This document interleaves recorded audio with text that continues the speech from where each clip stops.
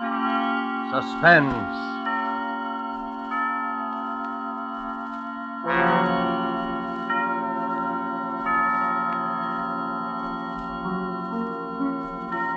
This is the Man in Black, here again to introduce Columbia's program, Suspense.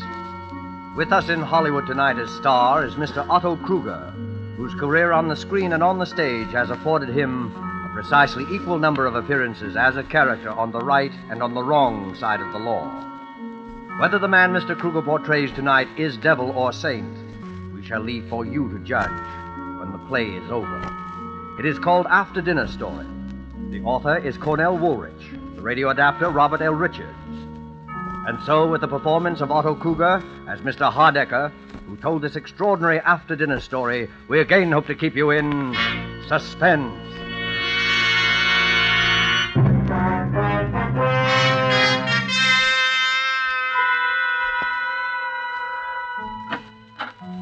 Mr. Hardecker's residence? I believe I'm expected for dinner, please. Your name, sir? Kenshaw is my name. Very good, sir. Mr. Hardecker? Mr. Kenshaw, sir. Ah, number one. Good evening, Mr. Kenshaw.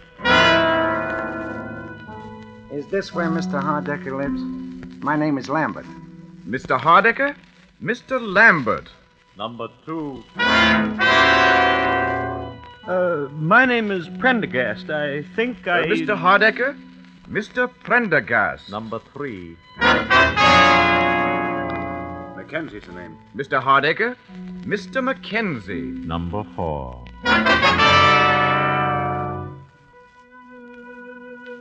One, two, three, four. So you're all here, gentlemen? Yes. Then suppose we go into dinner, and after dinner I shall tell you why you are here, what I have in mind. In fact, I shall tell you in the form of a story, a sort of after-dinner story. All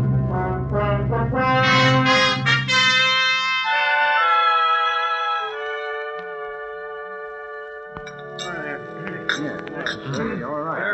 You see, that's a great cup of coffee. I enjoyed it. You pass that, please. Well, gentlemen, did you enjoy your dinner? Yeah, it was swell. Then, if you'll excuse me for just a moment, I have certain instructions to give the servants, and after that I shall rejoin you. I shan't be long. Certainly. Well, what did that crack mean? Certain instructions to the servants. How should I know? I don't like the looks of the whole thing. Why all the mystery? Well, I suggest that you have patience, Mr. Prendergast. Mr. Hardecker clearly intends to tell us in his own good time. Yeah. And another thing. I don't eat in those fancy Park Avenue joints as a rule myself, but I've seen them in the movies. They always pass the food around to everybody. They don't bring it out of the kitchen already on your plate and just hand it to you. Well, what possible difference can that make? Well, I don't know, but I know it ain't right. No, none of it's right. Why does a man invite four perfect strangers to dinner? What is this thing he has in mind for us he keeps talking about? Well, all I know, he says he'll make it worth our while, and I can use a little of that worth your while stuff the way business has been lately. Obviously, the connection between us is that we were all in that elevator a year ago. Oh, what of it? There's no mystery about that. The police cleared that up the very next day. Maybe Mr. Hardecker doesn't think so. Sorry to have kept you, gentlemen. Now, suppose we get down to business. Mr. Hardecker, none of us wish to seem rude, but we were just wondering what this business is all about. You had come to the obvious conclusion, of course, that it has to do with my son. Well, yeah. I don't see why we're all sorry, naturally, but that's all over and done with, Yes, and almost. But there are one or two little details that I thought you gentlemen might help me to clarify. Sure. Oh, well. Fine. Well, then, if you don't mind, I know you must remember most of it, but it's almost a year ago. I'd like to go over the whole story from the beginning. Well, that's all right. Well, it was just before 5 in the afternoon on August 30th of last year when the matter which concerns us here this evening had its beginning. And on that day, and at that time, all four of you, perfect strangers, who had never seen each other before in your lives, found yourselves, for personal and business reasons of your own, on various floors of the Norfolk building in Midtown Manhattan, waiting for the express elevator to take you to the lobby. The first passengers were on the 21st floor. 21. Going down, please. Express car, going down. There are now 3 men in the elevator. The operator, Mr. Kenshaw and Mr. Lambert, who had gotten on at the 21st floor. 18. Going down, please. Face the doors, please. Going down. Now there are 5 men in the car. Mr. Prendergast and Mr. Mackenzie had entered the elevator at the 18th floor. 15.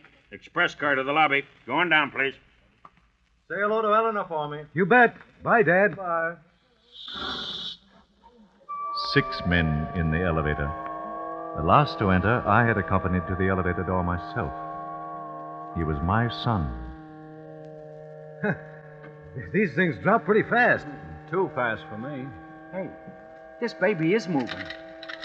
Hey, look! We can't stop it. We're out of control. Look out, we're going to hit. Do something!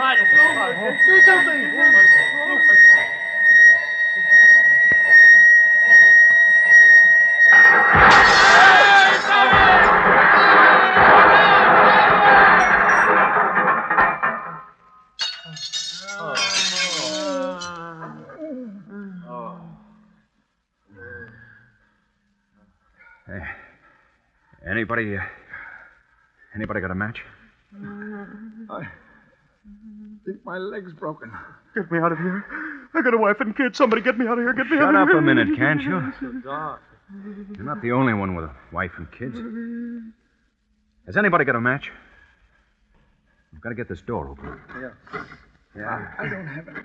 We're liable to suffocate in here. These things are practically airtight. Where's the operator? Operator, he's over here. I can feel the braid on his coat against my hand. Oh. Hey, what about it, Bud? You've got a match so I can see what I'm doing here? Hey, operator. He's dead. Dead? Why doesn't somebody come? What's the matter with them? Why don't they come? Pipe down, will you? Pipe down. There. There, I got it. Now we'll get a little air anyway. Oh, there's a light up there somewhere. Yeah. I can hear voices. There, you hear them? Help! Help! Say, there's no use yelling your head off. They know we're down here. Yeah. I wish my leg didn't hurt so bad. Oh, let's see. Try wrapping your shirt around it tight. May stop some of the pain. Thanks. Yeah, easy. Now what? Nothing. Just sit and wait. That's all. Why don't they hurry? What are they waiting for? Why don't Take they hurry? it easy. Take it easy. You could be worse off. Worse off? Yeah. Like this poor guy, the operator. He's dead.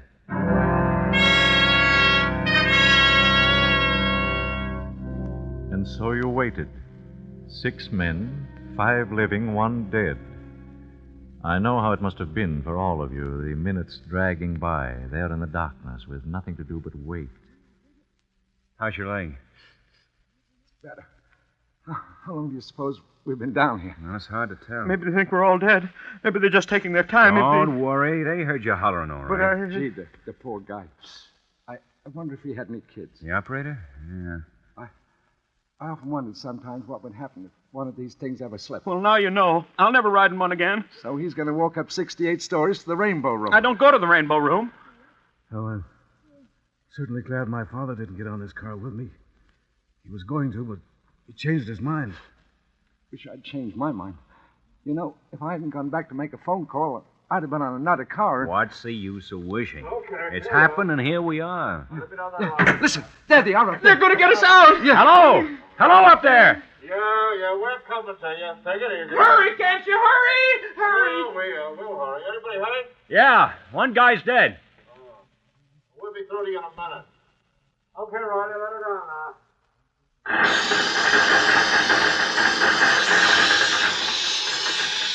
Look at that light up there. Acetylene torches. Yeah, they're gonna cut a hole in the roof.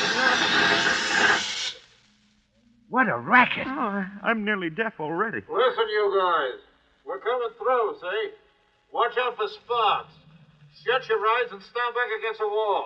Okay. I never knew those things made so much noise. It's because we're closed in. Oh! What was that? I don't know. I thought I heard somebody holler. Yeah, so did I. Must have been one of those guys up above. Those sparks are enough to blind you. Well, don't look at them. They will blind you. One went right by in front of my face, right across the car. They couldn't have. They're dropping down. Did you see it? It was awful bright. Oh, just a reflection. Don't look at it. I guess they got it cut through. Phew, yeah. I couldn't have stood much more of that. They're pulling off the top. It won't be long now. All right. Stand clear down there. I'm going to jump down. Hey, cop. And no cop ever looked lovelier. All right. Pass them ropes down now. Okay, hold it. All right. Who's first now? Who's the worst hurt of you all? How about this fella? And that's the operator. He's dead. Hey, look. Those other two guys have both passed out. Yeah, shocking, yes. Officer, I've got to get out of here. I feel pretty bad. Hey, hold your horses. There's nothing wrong with you. But I... That man's got a broken leg there. Who's got a broken leg? I have, I think. All right. Can you sit in this rope sling here? I'll try. Now hang on with both your hands. I'll be all right. Okay. Pull him up. Well, so long, fellas. Take care of that leg. Thanks. Yeah, thanks. My name's Lambert. And mine's Mackenzie. Maybe we'll run into each other sometime. Yeah. Well, so long. All right, let me have that rope now. Well, who's next now? Well, maybe you better take those two guys that passed out. They might be hurt. Why, sure. How about this young fella? Sure.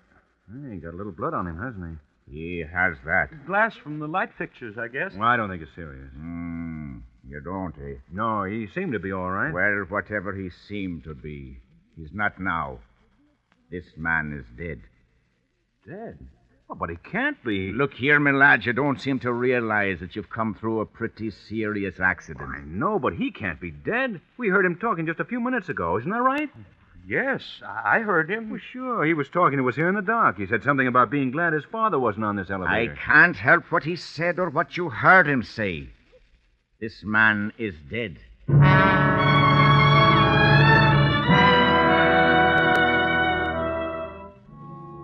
My son, who had survived the original accident without apparent injury, was dead. You gentlemen were more fortunate. You lived. 5 days later, you four met again. It was at police headquarters. About 2:30 on a Friday afternoon. The last to arrive was Mr. Lambert. In here, Mr. Lambert. Thanks. Hello there. Hi, fella. Hey, how's the leg? Pretty good. Mr. Lambert, That's right. I'm Chief Inspector McMahon. How'd do? You'll just take a seat there. Yes, sir. Well, we all here now? Mr. Kenshaw, Mr. Pendergast, Mr. Yes? McKenzie, That's Mr. me. Lambert. Yes, sir. Well, now, as I told each of you over the phone, I won't keep you very long. I just wanted to ask a few routine questions about that business of the elevator the other day. Well, what's the matter? Something phony about it? Not for our money. It's an open and shut case.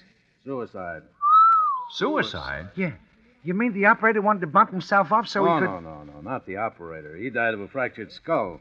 It's young Hardiker we're interested in. His father's been raising a row, so we said we'd investigate, but... I still don't get it. Wesley Hardiker was killed by a .32 caliber bullet through the heart. You mean he killed himself right in that car with all of us? What else? He wasn't shot when he walked in, and he was dead when we brought him out. Unless one of you killed him. Whoa. no. Well, now. Any of you know him? No. Well, then there you are. Even the father had to admit that as far as he knew, his son had never seen any of you before in his life. But it don't make sense. What don't make sense? Well, I mean, a guy shooting himself in an elevator with four other people that nobody didn't even know it. Did any of you hear the shot? Well, not before they started the blowtorches. I could swear to that. Couldn't have heard one anyway. Yeah, you see. Hey, wait a minute. Did you hear something? No. But Mackenzie, remember I said when I was laying on the floor of the elevator that I thought I saw a spark from one of those blowtorches that went across the car instead of falling down? That's right. Anybody else see it? The blowtorches were absolutely blinding. You couldn't see a... How about you, Mr. Kenshaw? I'm afraid that I fainted or something silly like that. I'm not a very strong person. Well, it was probably the gunshot, all right. Nothing very mysterious about it. The gun belonged to young Hardiker, licensed in his name, and had only his own fingerprints on it. Well, maybe I shouldn't ask, but why did he do it? The official verdict is suicide while of unsound mind. He seemed all right. He talked to us perfectly sensibly just before it happened. Just goes to show. You never can tell, can you? Oh, he'd always been nervous and highly strung. We got that out of his father. The strain of being down in that black pit was just too much for him, that's all. Oh, what a terrible thing. To break down just as we were about to be rescued. Yeah, it's too bad. Boys seem to have everything to live for, too. But we find that sort of thing all the time. The noise, I suppose. I've read of cases of nervous breakdown caused by noise. Yeah, that's it.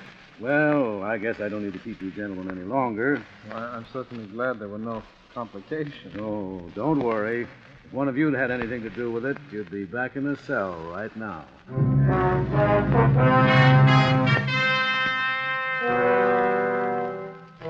That was almost a year ago. Last week, each of you received a phone call from me. I can well understand and sympathize with the fact that you were somewhat astonished, perhaps a little suspicious of what you heard. I don't doubt that most of you debated at some length in your minds the advisability of accepting my invitation at all.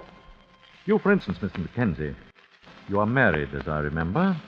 I imagine that you talked quite seriously with your wife about the whole affair. I phoned your home, I believe, at about 8:30 last Monday evening. Yes? This is Mr. Mackenzie speaking. Well, I'm sorry, but I don't seem to place you.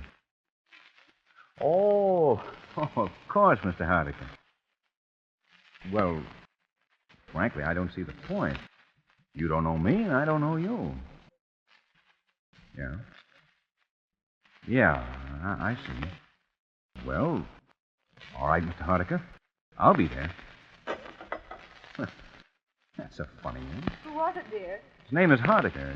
The father of that boy who killed himself in the elevator last year. Oh? Well, what does he want? He wants me to come to dinner with him on Saturday at his home. Why, how lovely. He's a very important man, isn't he? Did he ask both of us? No. As a matter of fact, he's asking the four men who were in that elevator with his son when he died.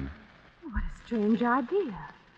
Seems sort of gruesome to me. Yeah, that's what I thought. Didn't he say anything? Oh, he said quite a lot. Well, what did he say? I was just thinking. Oh, now, please, Stephen, don't sit there and be so tantalizing. What did he say? Well, he said something about his son's estate. Seems his son had quite a lot of money in his own right. The old man said he didn't need it, and there weren't any other relations, and... Well, he sort of hinted that he thought it might be a good idea to split it up between the four men who were with his son in his last moments of life, as he put it. Why, Stephen, how wonderful. Why aren't you excited? How much is it? Do you suppose it's a lot of money? I don't know. Why, it might be several $1,000s. It might be several $100,000. Oh, Stephen, what's the matter with you? Well, just such a crazy thing to do, that's all. Don't see that makes any difference. If a man wants to do a nice, kind, generous thing. Look, honey, if it was generosity, he'd give it to charity. If it was a sort of memorial to his son, he'd set up a scholarship or build a hospital or something. Well... The old man was pretty broken up about it when it happened. I remember reading something about his being in a sanitarium for a while afterwards. And he never did believe the verdict of suicide. The police as much as told us that at the time. How do I know he doesn't think one of us killed the boy? Oh, that's absurd. All right. But anybody who's crazy enough to divide up a wad of dough between four perfect strangers is crazy enough to think a perfect stranger killed his son. Oh, why, that... Maybe he thinks we all did it. Maybe he's wacky and has some crazy idea about revenge and is going to use the dough as bait to get us all together. I hadn't thought of it like that. Perhaps you ought not to go. I already said I would. Why, anyway, maybe it's on the level. Stephen, do you still have that gun you used to have when you worked at the bank? Yeah, I have it there. I think you ought to take it with you Saturday night. Honey, I think you've got something there. I think that's a very good idea.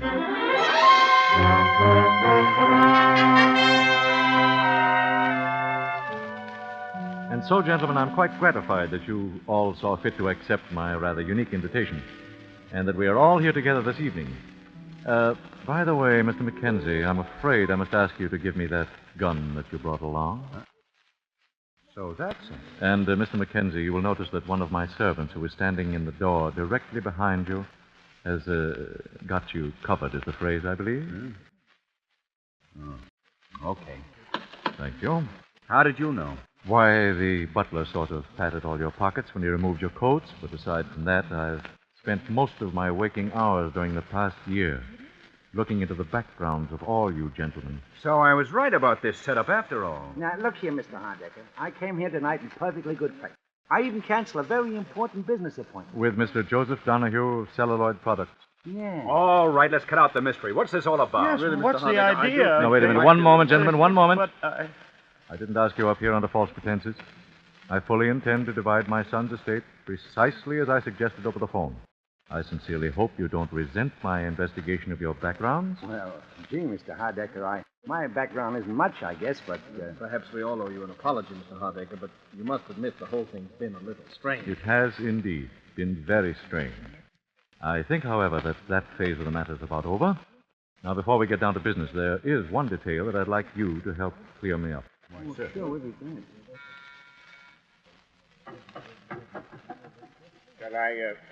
Shall I bring it in now, sir? If you please. Is it well mixed? Yes, sir. In the center of the table. Thank you, Johnson. Now, please see that we are not disturbed on any account whatsoever. Yes, sir. Say, that looks good. What is it? Oh, it's got quite a number of things in it. White of egg, mustard, milk. It sounds like an antidote for poison. It is an antidote for poison. A what? Gentlemen, there is a murderer in this room. One of you killed my son and hasn't paid for it yet. Oh, don't be a fool. The coroner's verdict was suicide. This is not a discussion, Mr. Mackenzie. This is an execution. I'm getting out of here. There is a man with a gun outside each door. You'll find them very unreceptive to that idea, Mr. Prendergast. Sit down. He's got us. Well, The only thing we can do is try to talk a little sense into I'm it. not open to arguments, Mr. Mackenzie. One of you killed my son. I know who that man is. It's taken me a year to find out, but I now know. The food that man ate tonight was poison. Yeah, no, but In Poison? 10 minutes, he'll drop dead. You can't take the law into your own hands that way. Unfortunately, the law demands a very specific type of evidence. The police, whom I consulted repeatedly, do not believe it possible to get a conviction on the evidence I have. And therefore, the conviction must come tonight. well, you wouldn't dare. You couldn't kill a man in cold blood that way. There is an alternative, Mr. Prendergast. It is there in the center of the table. The antidote. Oh. The murderer may either confess his crime by drinking the contents of that bowl, or he may keep silent and go to his death here tonight. Privately executed for what cannot be publicly proved. They could send you to the chair for that. I am quite aware of that contingency, Mr. Crenshaw, and quite willing to accept the consequences. But the murderer will have gone to his death before me. But how do we know you poisoned the right... The murderer knows, Mr. Prendergast. The rest need have no fear. Hey, I think the guy's crazy. Maybe he poisoned all of us. Look, Mr. Hardiker, this whole thing is insane. Nobody killed your son. As to that, we shall shortly see, Mr. Mackenzie. The man who killed my son has approximately 7 minutes to live. 7 minutes. It's me. I know it's me he's poisoned. My whole insides are on fire. It's me he's Don't poisoned. fall for it unless you're sure. The whole thing may be a gag. I assure you, nothing has ever been more serious, Mr. Mackenzie. You know, I don't feel so good myself. Neither do I. Probably just indigestion. After dinner, a story like this is enough to give indigestion to a horse. No kidding. Hey, supposing this guy's a maniac. Suppose he just made it all up in his own head and poisoned all of us. Listen, Mr. Hardiker. Let me just tell you this. If I come out of this alive, I'm going to beat your brains out of it. It's the last thing I do. I can't stand it. Mr. Hardiker, I didn't do it. I swear I didn't. I didn't do it. Shut up, 5 more minutes. Hey, I feel awful. Maybe we all ought to take some of that stuff, just in case. Yeah, that's it. We'll all take it. Yeah. Who'll take it first? Unfortunately, gentlemen, there's only enough antidote for one. Even if you're right, Hardiker, this is no way to do... This is my way. You're crazy, I tell you, crazy! Perhaps. Have you a son? Look! Kenshaw!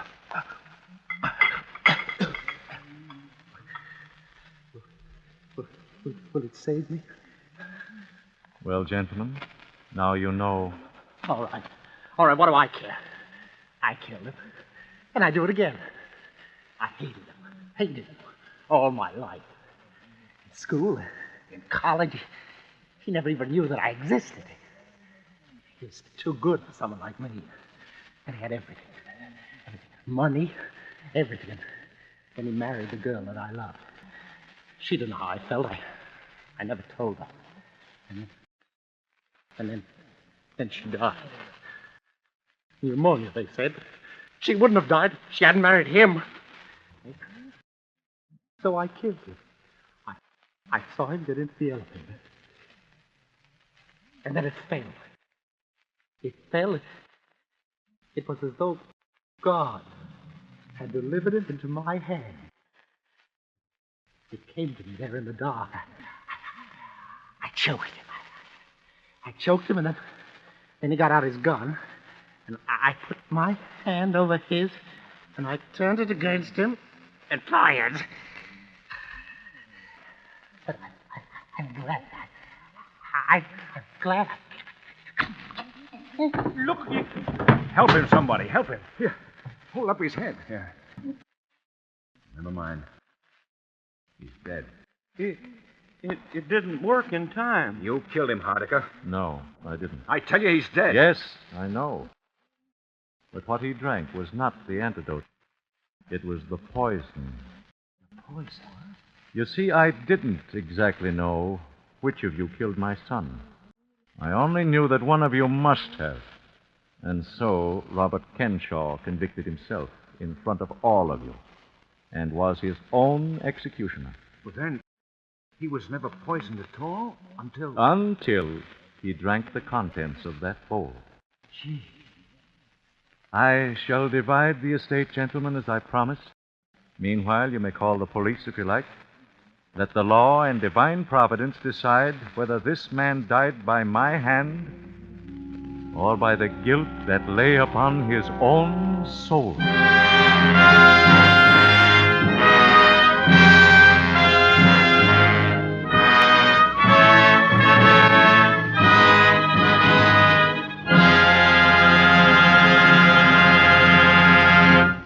And so closes After Dinner Story by Cornell Woolrich, starring Otto Kruger. Tonight's tale of Suspense. This is the Man in Black, who conveys to you Columbia's invitation to spend this half hour in suspense with us again next week, same time, when our star will be Gene Lockhart in the suspense play called Statement of Employee Henry Wilson. The producer of Suspense is William Spear, who tonight also directed the broadcast, and who, with Lud Gluskin and Lucian Morowick, conductor and composer, and Robert L. Richards, the radio author, collaborated on tonight's Suspense.